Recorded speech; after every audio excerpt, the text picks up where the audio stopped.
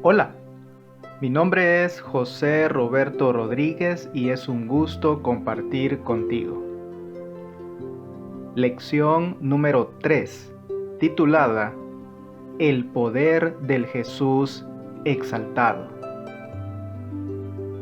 El texto bíblico base para el estudio de esta semana se encuentra en el libro de Efesios, el capítulo 1, los versos 19 y 20, en los cuales leemos lo siguiente. Mediante el Espíritu Santo, los creyentes pueden conocer la incomparable grandeza de su poder hacia los que creemos, según la acción de su potencia. Ese poder Dios lo ejerció en Cristo cuando lo resucitó de los muertos y lo sentó a su diestra en los cielos. Los seres humanos, al parecer, siempre buscan más poder. El fabricante de automóviles Devil Motors, por ejemplo, mostró el prototipo de su Devil 16, un vehículo con un motor de 16 cilindros y 12,3 litros que produce más de 5,000 caballos de fuerza. O, si eso no es suficiente, considera el semirremolque Peterbilt, que ostenta 3 motores a reacción Pratt & Whitney J34-48. Con 36,000 caballos de fuerza, el camión recorre 400 metros en 6, segundos y habitualmente alcanza los 600 kilómetros por hora antes de desplegar sus 2 paracaídas. En contraste, Pablo ora para que los creyentes de Éfeso, bajo la tentación de admirar los diversos poderes y deidades de su cultura, experimenten mediante el Espíritu Santo la inmensidad del poder que Dios pone a su disposición en Cristo. Este poder divino no se mide en caballos de fuerza, ni en magia, sino que se verifica en 4 eventos de la historia de la salvación que transforman el cosmos. 1. La resurrección de Jesús. 2. Su exaltación en el trono de Dios. 3. Todas las cosas están subordinadas a Cristo. Y 4. Cristo es entregado a la iglesia como su cabeza. Los creyentes pueden, entonces, comenzar a comprender y experimentar el vasto alcance del poder que Dios ejerce en favor de ellos. Motivado por la noticia de que los creyentes de Éfeso están prosperando en la fe en Jesús y en el amor mutuo, noticias que quizá le haya transmitido Tíquico, según Efesios 6, 21 al 22, Pablo les informa cómo ora por ellos. Comparemos las 2 reseñas de oración de Pablo, primero en Efesios, el capítulo 1, los versos 15 al 23. Por esta causa también yo, habiendo oído de vuestra fe en el Señor Jesús y de vuestro amor para con todos los santos, no ceso de dar gracias por vosotros, haciendo memoria de vosotros en mis oraciones, para que el Dios de nuestro Señor Jesucristo, el Padre de gloria, os dé espíritu de sabiduría y de revelación en el conocimiento de Él, alumbrando los ojos de vuestro entendimiento, para que sepáis cuál es la esperanza a que Él os ha llamado, y cuáles las riquezas de la gloria de su herencia en los santos, y cuál la superminente grandeza de su poder para con nosotros los que creemos según la operación del poder de su fuerza, la cual operó en Cristo, resucitándole de los muertos y sentándole a su diestra en los lugares celestiales, sobre todo principado y autoridad y poder y señorío, y sobre todo nombre que se nombra, no solo en este siglo, sino también en el venidero, y sometió todas las cosas bajo sus pies y lo dio por cabeza sobre todas las cosas a la iglesia, la cual es su cuerpo, la plenitud de aquel que todo lo llena en todo. Y ahora, el capítulo 3, los versos 14 al 21. Por esta causa doblo mis rodillas ante el Padre de nuestro Señor Jesucristo, de quien toma nombre toda familia en los cielos y en la tierra, para que os dé, conforme a las riquezas de su gloria, el ser fortalecidos con poder en el hombre interior por su Espíritu, para que habite Cristo por la fe en vuestros corazones, a fin de que, arraigados y cimentados en amor, seáis plenamente capaces de comprender con todos los santos cuál sea la anchura, la longitud, la profundidad y la altura, y de conocer el amor de Cristo, que excede a todo conocimiento, para que seáis llenos de toda la plenitud de Dios. Y a aquel que es poderoso para hacer todas las cosas mucho más abundantemente de lo que pedimos o entendemos, según el poder que actúa en nosotros.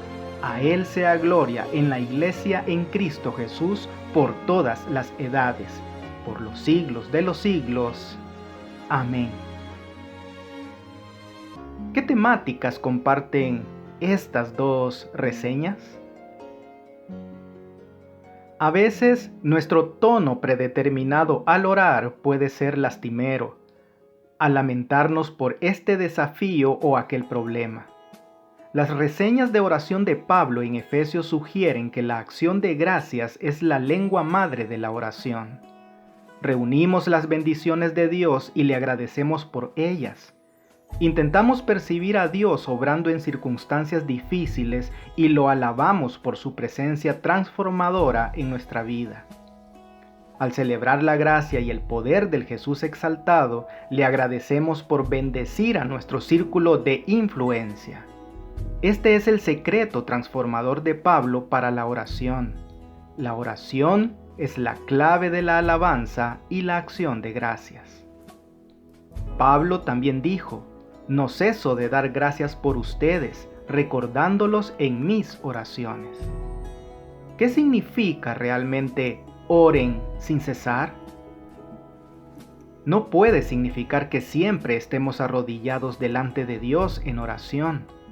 Significa que, al ser bendecidos por el Espíritu de Dios, avanzamos por la vida con el corazón abierto a la presencia y el poder de Dios, buscando señales para darle gracias. Significa la disposición a procesar los problemas de la vida en la presencia de Dios y buscar el consejo divino a medida que experimentamos las idas y vueltas de la vida. Significa vivir no alejados de Dios, sino comprometidos con Él, siempre abiertos a la conducción divina. Con demasiada frecuencia vemos la oración como una sutileza, un complemento del discipulado para valernos de él cuando sea conveniente. Pablo ilustra un concepto diferente. Pablo se toma en serio la tarea de orar por los creyentes de Éfeso y lo hace dando gracias por ellos e intercediendo por ellos. Para el apóstol, la oración es una tarea fundamental e incluso la tarea primordial de la fe cristiana. Estos versículos brindan un llamado conmovedor a la oración, una invitación a considerar nuestro propio ministerio de oración, teniendo en cuenta la vocación de Pablo al orar. ¿Por qué es importante agradecer siempre a Dios en oración por lo que tienes que agradecer? Leemos de Efesios el capítulo 1, los versos 16 y 17. No ceso de dar gracias por vosotros, haciendo memoria de vosotros en mis oraciones, para que el Dios de nuestro Señor Jesucristo, el Padre de gloria, os dé espíritu de sabiduría y de revelación en el conocimiento de Él. Al reseñar sus oraciones, Pablo registra una petición central que presenta ante el trono de Dios. Él ya ha constatado que el Espíritu Santo ha llegado a la vida de los creyentes al momento de su conversión. Ahora Pablo ora por una nueva bendición del Espíritu para que les dé la necesaria percepción espiritual en pro de una comprensión más profunda de Jesús, es decir, para que lo conozcamos mejor. Pablo ora para que el Espíritu Santo dé una perspectiva especial a los creyentes. ¿Sobre qué 3 temas lo hace? Leamos ahora en Efesios el capítulo 1, los versos 17 al 19. Alumbrando los ojos de vuestro entendimiento para que sepáis cuál es la esperanza a que Él os ha llamado, y cuáles las riquezas de la gloria de su herencia en los santos, y cuál la superminente grandeza de su poder para con nosotros los que creemos, según la operación del poder de su fuerza. Cuando Pablo ora para que ellos se percaten de la esperanza a que fueron llamados, ora con el fin de que estén atentos a las intervenciones pasadas que Dios ya ha realizado para su salvación y al glorioso futuro que Él ha ideado para ellos. Cuando ora para que perciban la riqueza de su gloriosa herencia en los santos, tiene en mente la idea veterotestamentaria de los creyentes como herencia de Dios. Desea que sepan que no solo poseen una herencia de Dios, sino además son la herencia de Dios. Y Pablo quiere que entiendan su valor para Dios. Cuando Pablo ora pidiendo percepción espiritual acerca de la incomparable grandeza de su poder hacia los que creemos, imagina al Espíritu Santo que trae una nueva comprensión de la inmensidad del poder de Dios y lo lleva a la práctica en la vivencia de ellos. En todas estas oraciones, Pablo anhela que esta gente experimente personalmente lo que se le ha dado en Jesús. ¿Cómo puedes vivenciar mejor la incomparable grandeza de su poder hacia los que creemos? ¿Y qué significa esto en la vida diaria? En los versículos restantes de la reseña, Efesios 1, 20 al 23, Pablo amplía la tercera temática de conocimiento que espera que el Espíritu Santo infunda en los creyentes: la inmensidad del poder de Dios que Él ejerce en favor de ellos. Comienza señalando 2 eventos de la historia de la salvación como las principales ilustraciones del poder de Dios. 1. La resurrección de Jesús de entre los muertos. Y 2. La exaltación de Jesús al trono cósmico. ¿Cómo se expresa el poder de Dios mediante la resurrección de Jesús? Leamos en Efesios el capítulo 1, verso 20. La cual operó en Cristo resucitándole de los muertos y sentándole a su diestra en los lugares celestiales. Primera de Corintios capítulo 15 versos 20 al 22. Mas ahora Cristo ha resucitado de los muertos, primicias de los que durmieron es hecho, porque por cuanto la muerte entró por un hombre, también por un hombre la resurrección de los muertos. Porque así como en Adán todos mueren, también en Cristo todos serán vivificados. Filipenses capítulo 3 versos 8 al 11. Y ciertamente aún estimo todas las cosas como pérdida por la excelencia del conocimiento de Cristo Jesús mi Señor, por amor del cual lo he perdido todo y lo tengo por basura, para ganar a Cristo y ser hallado en Él, no teniendo mi propia justicia que es por la ley, sino la que es por la fe de Cristo, la justicia que es de Dios por la fe, a fin de conocerle y el poder de su resurrección y la participación de sus padecimientos, llegando a ser semejante a Él en su muerte, si en alguna manera llegase a la resurrección de entre los muertos. Hebreos capítulo 13, versos 20 y 21. Y el Dios de paz, que resucitó de los muertos a nuestro Señor Jesucristo, el gran pastor de las ovejas, por la sangre del pacto eterno, os haga aptos en toda obra buena para que hagáis su voluntad, haciendo Él en vosotros lo que es agradable delante de Él por Jesucristo, al cual sea la gloria por los siglos de los siglos. Amén. Y Primera de Pedro, el capítulo 1, verso 3. Bendito el Dios y Padre de nuestro Señor Jesucristo, que según su grande misericordia nos hizo renacer para una esperanza viva, por la resurrección de Jesucristo de los muertos.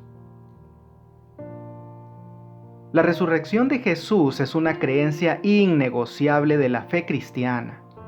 Debido a que Cristo resucitó, los creyentes fieles esperan la gran resurrección futura a la vida eterna en la venida de Cristo.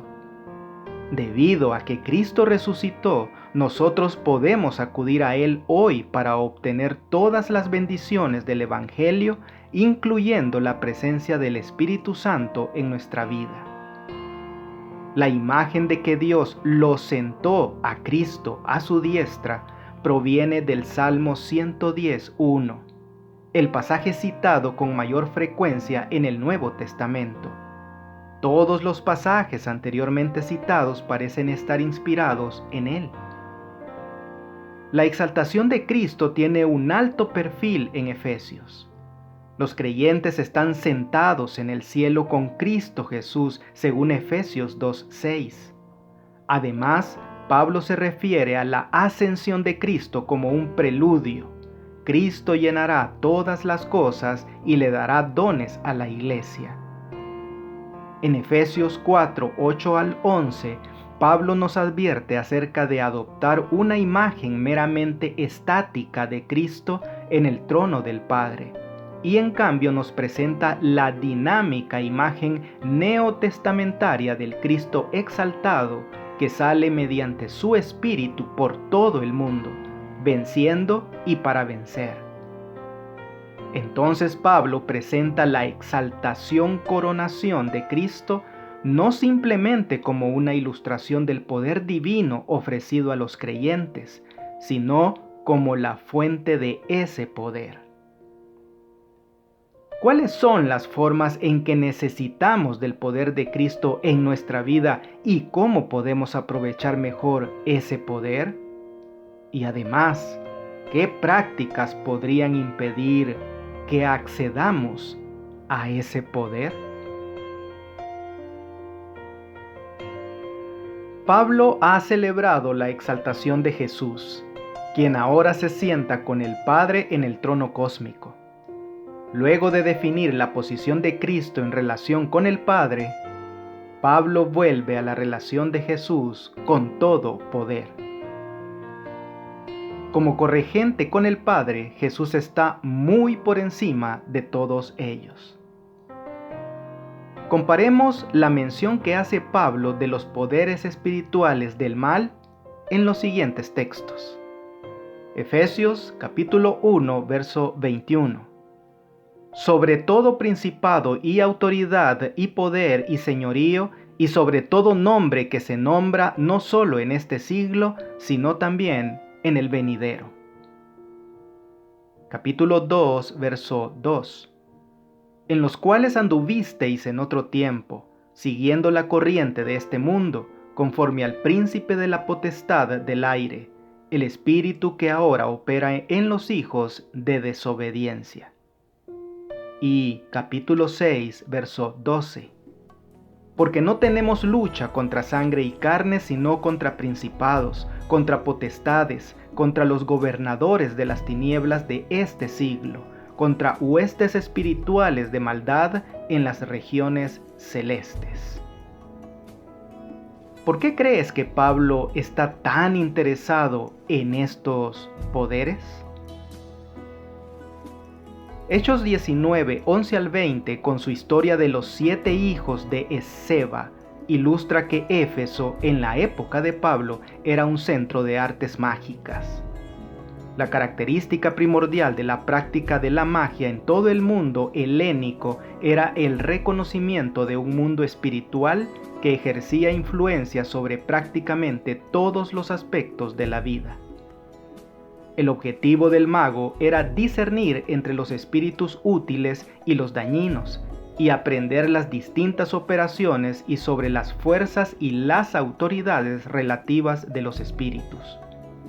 Con esta información se podían armar métodos con fórmulas habladas o escritas, amuletos y demás para manipular a los espíritus en beneficio de la persona.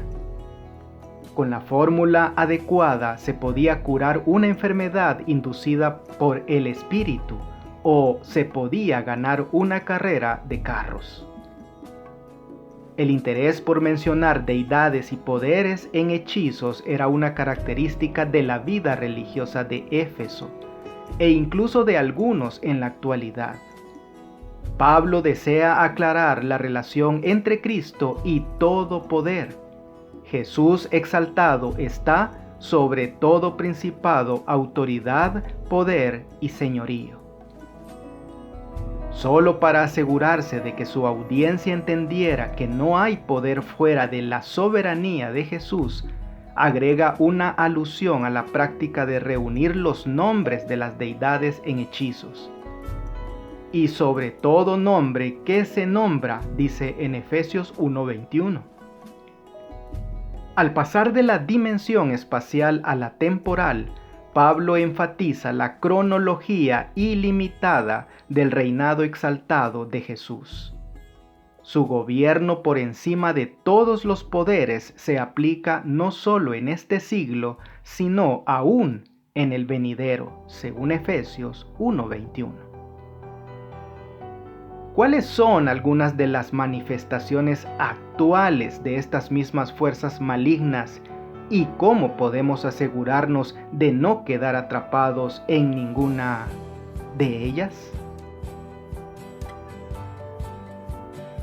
Los primeros cristianos vieron en el Salmo 110:1 una profecía de la exaltación de Jesús.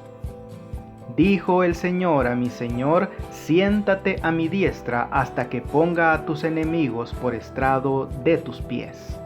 Leían el Salmo 8 de la misma manera que afirma hablando de Dios. Todo pusiste bajo sus pies, los pies del Hijo del Hombre. Si bien creían que tenían sobre sus cabezas los poderes de las tinieblas en las regiones celestes que amenazaban con subyugarlos, se aferraban a la verdad de que esos poderes estaban bajo los pies de Cristo. Observa con atención que, luego de haber sometido todas las cosas bajo sus pies, es decir, de Jesús, el Padre lo constituyó por cabeza suprema de la Iglesia. Si bien todas las cosas es un término universal e inclusivo, Pablo todavía tiene en mente todo poder de Efesios 1:21.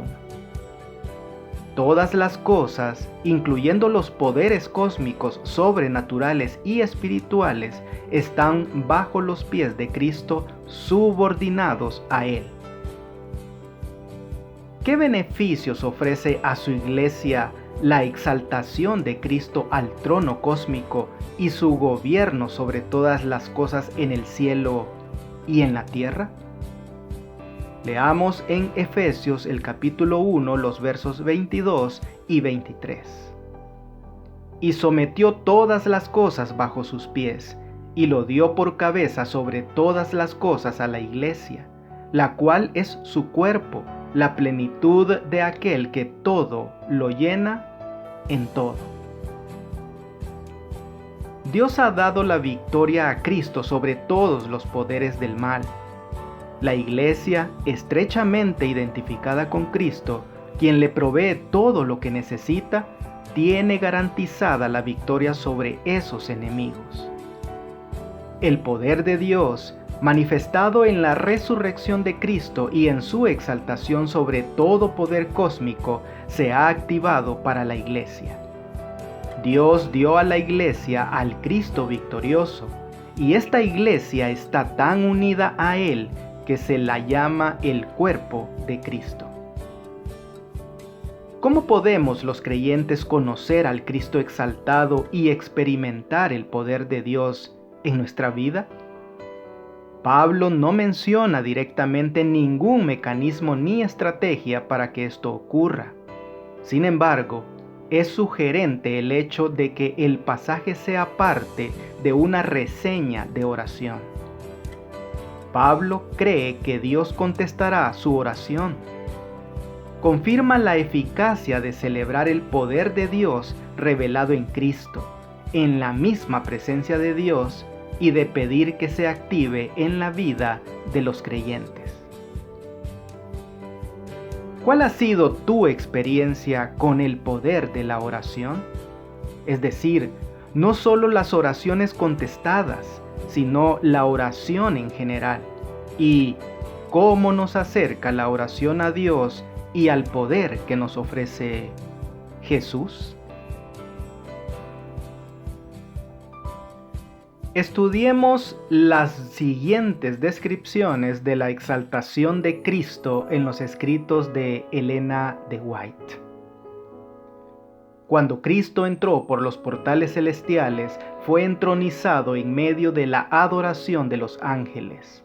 Tan pronto como esta ceremonia hubo terminado, el Espíritu Santo descendió sobre los discípulos en abundantes raudales, y Cristo fue de veras glorificado con la misma gloria que había tenido con el Padre desde toda la eternidad.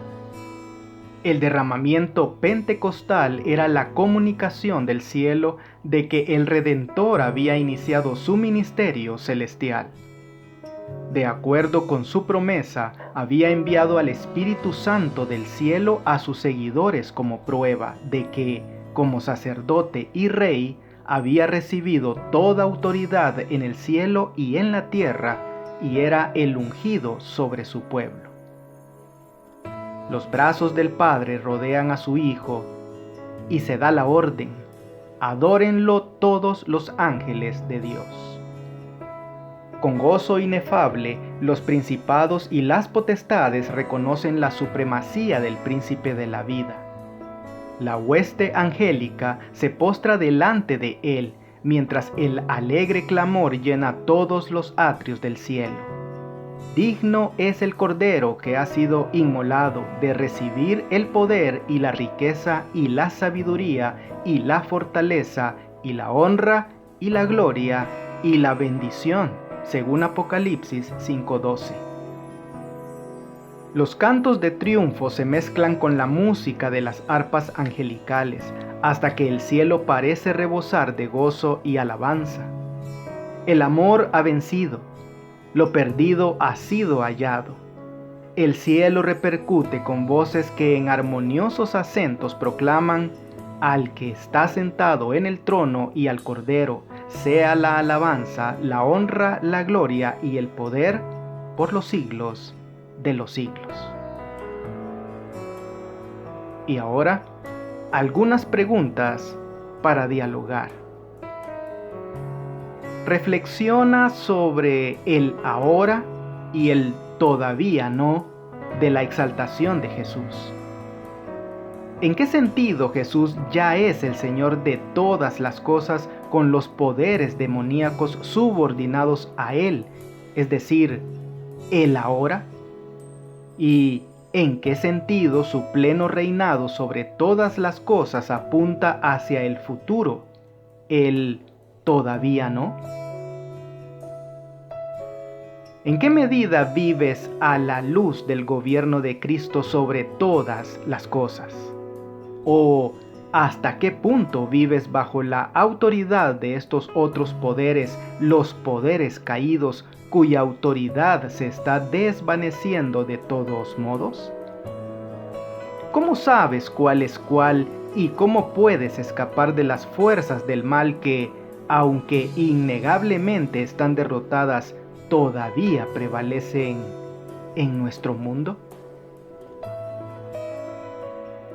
Amigo y amiga, la pluma inspirada nos termina recordando que cuando estos principios controlen nuestros corazones, nos daremos cuenta de que la obra es de Dios y no nuestra, que Él manifiesta el mismo cuidado por cada parte del gran todo. Cuando Cristo y su gloria son considerados como lo primero y el amor al yo es absorbido por el amor a las almas por las cuales Cristo murió, entonces ningún obrero se dejará absorber tan enteramente por una rama de la causa como para perder de vista la importancia de todas las demás. Que Dios te bendiga. No olvides apoyar este ministerio suscribiéndote a mi canal de YouTube. Con esto tendrás acceso a un video resumen completamente ilustrado y animado de la lección de escuela sabática para adultos al inicio de cada semana. Espero tus likes y tus comentarios de la lección. Bendiciones.